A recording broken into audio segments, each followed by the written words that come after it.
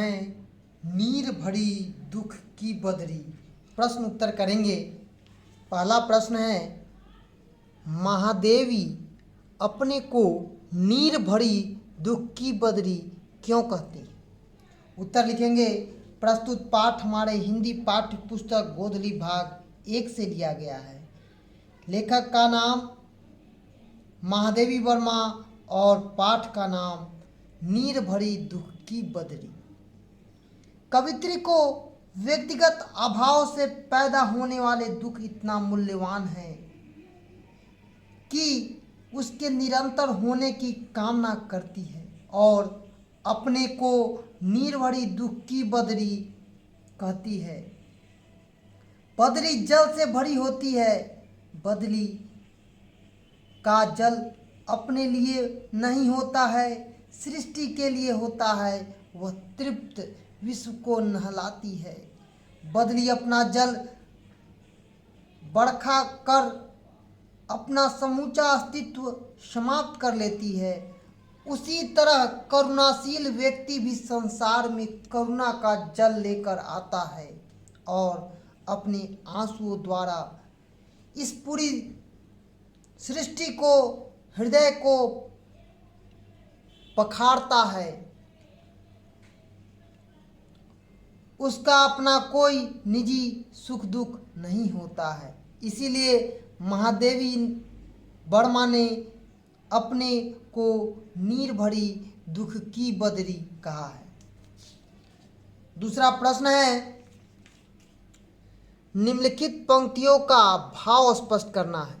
क, मैं क्षितित भ्रुकुटी पर घिर धूमिल, चिंता का भार बनी अविरल, रजकन पर जलकन हो बरसी, नव नव जीवन अंकुर बन निकली। उत्तर लिखेंगे। प्रस्तुत पाठ हमारे हिंदी पाठ्य पुस्तक गोधली भाग 1 से लिया गया है। लेखक का नाम महादेवी वर्मा और पाठ का नाम मैं नीर भरी दुख की बदरी। प्रस्तुत पंक्ति में महादेवी वर्मा की कविता मैं नीर भरी दुख की बदरी में उद्धृत है। पंक्ति के माध्यम से कवित्री कहना चाहती है कि मैं क्षितिज, जहाँ आकाश और पृथ्वी का मिलन दिखता है, उसे हम क्षितिज कहते हैं। मैं घिरा धूमिल जरूर हूँ, परंतु वही जलकण के रूप में उड़ते हुए धूल पर बरसी हूँ। वहाँ नया जीवन का संचार हो जाता है। जब व्यक्ति के जीवन में दुख होता है तो ऐसे में उसके हृदय को शांत करने वाले के रूप में जीवन का प्रकाशित करती हूँ। मेरा अपना कोई निजी सुख दुख नहीं होता है, वह तो दूसरों के सुख और दुख को शामिल करके अपने को बांटता हूँ। वह जहाँ कहीं भी बरसता है, वह जीवन में एक नया उल्लास और सौंदर्य व्याप्त करता है। दूसरा है, सुधी मेरी आगमन की जग में, सुख की सिरहन हो अंत खिली। लिखेंगे उत्तर। प्रस्तुत पंक्ति महादेवी वर्मा की कविता मैं नीर भरी दुख की बदरी से उद्धृत है।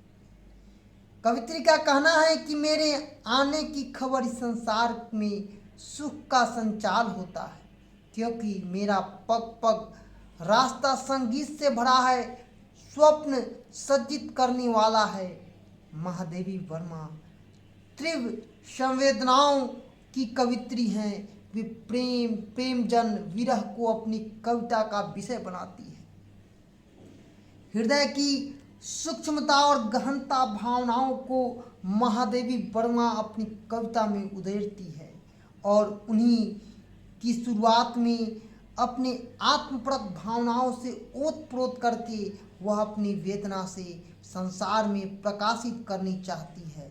कहती है, जिस तरह बदली से पृथ्वी पर जल के रूप में गिरकर एक नया जीवन का संचय करती है, संचार करती है, उसी प्रकार से मेरे आने की खबर से सुख का संसार बन जाता है। तीसरा प्रश्न है, कृदंत में आहत विश्व हंसा से कवित्री का क्या तात्पर्य है? कवित्री वेदना से संसार का हित देखती है, इसीलिए कृदंत में आहत विश्व हंसा कहती है। दुखवाद उनकी कविताओं का प्रधान स्वर है। यह स्वरवाद, यह पीड़ा का संसार उसके जीवन में अनजाने ही बस जाता है। यह उसके प्रीतम की देन है। उनका हृदय प्रतिक्षण किसी अभाव का अनुभव करता है। सूनेपन साम्राज्य है, एकांत में दी गई जलाती हुई प्रीतम की राह देखती है। महादेवी इस विराट विश्व में व्याप्त उस क्षणिक उल्लास की गायिका है जिसे दुनिया वेदना कहती है। यह पूर्व उल्लास, मिट मिट कर बनने का उल्लास, झरझर का पूर्ण होना आनंद, जल जल का अवलोकित होने की व्याकुलता को प्रदर्शित करती है। चौथा प्रश्न है, कवित्री किसे मलिन नहीं करने की बात करती है? उत्तर लिखेंगे, कवित्री पथ को मलिन नहीं करने की बात करती है। कारण जीवन संघर्ष में व्यक्ति का गुजरता है, अनेक रास्तों से गुजरता है। उन रास्तों में कठिनाइयों को झेलना पड़ता है। उन रास्तों में यदि वह तंग आ जाए या मलिन हो जाए तो इससे राही के लिए उस पथ पर जाना मुश्किल हो जाता है। पांचवा प्रश्न है, सप्रसंग व्याख्या करें। विस्तृत नभ का कोई कोना, मेरा न कभी अपना होना। परिचय इतना, इतिहास यही है, उम्री कल थी मिट जाए, मिट आज चली है। तो पांचवा का हम उत्तर कहेंगे। प्रस्तुत पंक्ति हमारे हिंदी पाठ्य पुस्तक गोधली भाग 1 से लिया गया है। प्रस्तुत पंक्ति महादेवी वर्मा की कविता मैं नीर भरी दुख की बदरी से ली गई है। कवित्री को लगता है कि पूरा आकाश उसका अपना है, किंतु वह जल बरसाकर अपने में विलीन हो जाना नहीं चाहती है। उसका अपना कोई निज सुख और दुख नहीं होता है। वह तो दूसरों के सुख दुख को खुद शामिल कर अपने को बांटना चाहती है। नभ में उसका अपना कोई कोना भले ही न हो, किंतु जहाँ भी हरितमा और उल्लास सौंदर्य है वहाँ वह मौजूद है, व्याप्त है। बादल का परिचय इतना ही है कि वह कल जन्मी थी और बरसने के बाद उसका अस्तित्व समाप्त हो गया। छठा प्रश्न है, नैनों में दीपक से जलते में दीपक का क्या अभिप्राय है? उत्तर लिखेंगे, नैनों में दीपक से जलते हैं। दीपक उन पंक्तियों और आंसुओं के लिए कहा गया है जो वेदना के फलस्वरूप उत्पन्न हुई। महादेवी वर्मा मानती है कि कमल के समान खिला हुआ जीवन उसके विरह के जल से खिला है। वेदना से उसका जन्म हुआ है और यह दीपक की तरह प्रकाशित है। सुख दुख आशा निराशा की अनुभूति से भरपूर इस जीवन अथवा जगत का प्रभाव भी आंसुओं को चुनता हुआ उदय होता है और रात भी मानव जीवन के आंसुओं को भी गिनता है। इसलिए कवित्री कहती है, नैनों में दीपक से जलते हैं। सातवां प्रश्न है, कविता के अनुसार कवित्री अपनी परिचय किस रूप में दे रही है?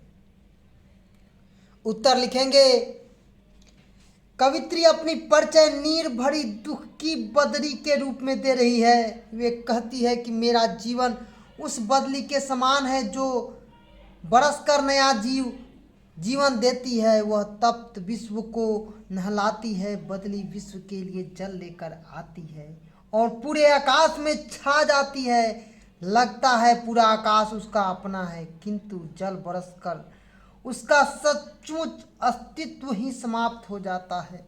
कवित्री करुणाशील व्यक्तित्व है और वह संसार में करुणा का जल लेकर आती है और सांत्वना हृदय को शांत करती हुई।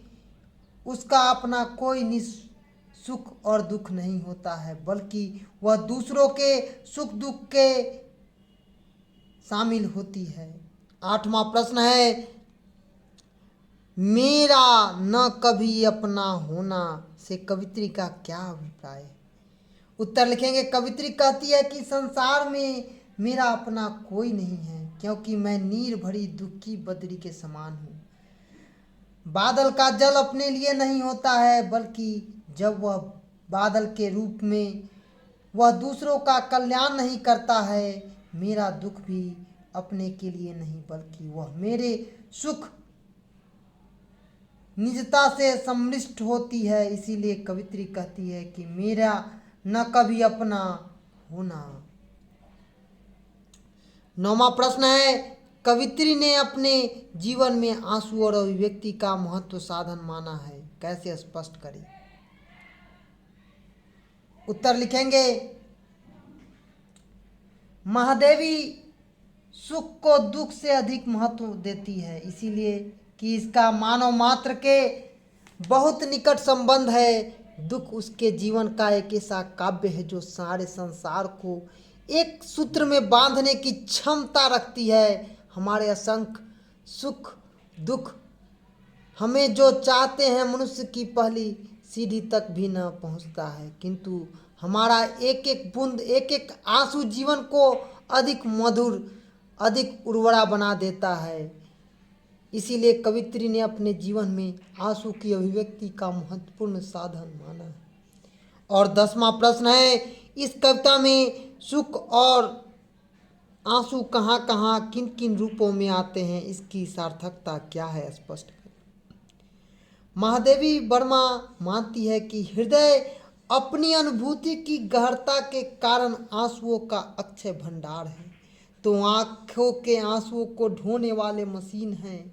यह कोमल शरीर जल कोनों से बने हुए बादलों के समान है, जो क्षण भंगुर नश्वर है। मेरे शरीर आंसुओं का ही नहीं बना हुआ है। वसंत जो मेरे जीवन में आता है वह आंसुओं और मधु लुटकाता है। इस कविता में आंसू नैनों के दीपक के रूप में, नया जीवन के संचार के रूप में, बदली की समर्थता जल के रूप में बरसाने और जीवन के लिए यह बताता है। तो आज हम लोग नीर भरी दुख की बदरी प्रश्न उत्तर किए हैं।